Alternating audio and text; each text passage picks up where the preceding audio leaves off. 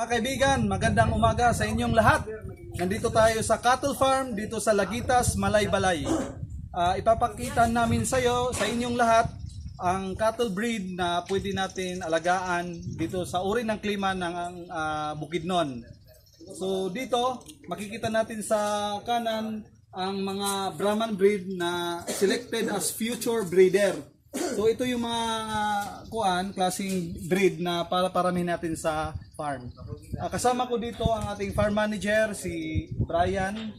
So tatanungin natin kung ilan na ba or ano na ba ang edad ng mga bakang ito at saka kailan sila pwede magamit.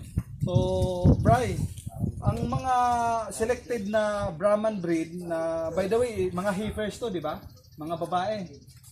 Calves pa rin siya. Calves pa. 9 months pa rin. So 9 months pa lang ang mga baka nito, pero tingnan mo naman guys, ang mga kaibigan, ang lalaki na nila oh.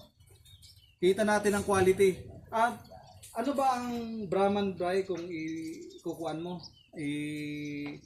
Ihahambing mo sa ibang mga baka. Ano ba yung kanyang katangian kung bakit yun yung napili natin paparamihin dito sa farm? Unang-una, sa recovery sa meat production, mas malaki yung potential niya compared sa native.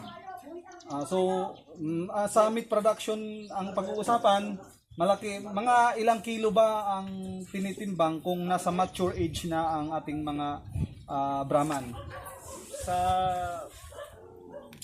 female, nasa 600 to 800. Uy, ang laki.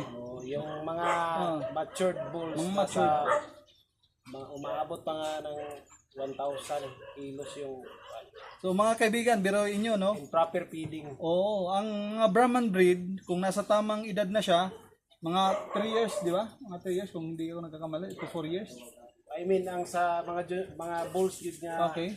mga maabot to 1,000, mga nanas, 6 to 7 years old. Okay. So, pwede tumimbang ang ating Brahman breed ng mga 600 kilos to 1,000 in live weight. Biruin nyo mga kaibigan. So, ito ngayon yung i-adapt natin dito sa farm para paramihin at gayon maging maganda yung kanyang production sa meat. So, subaybayan nyo ang ibang mga video natin para ipakita natin kung anong meron tayo dito sa farm. Salamat! So, okay na.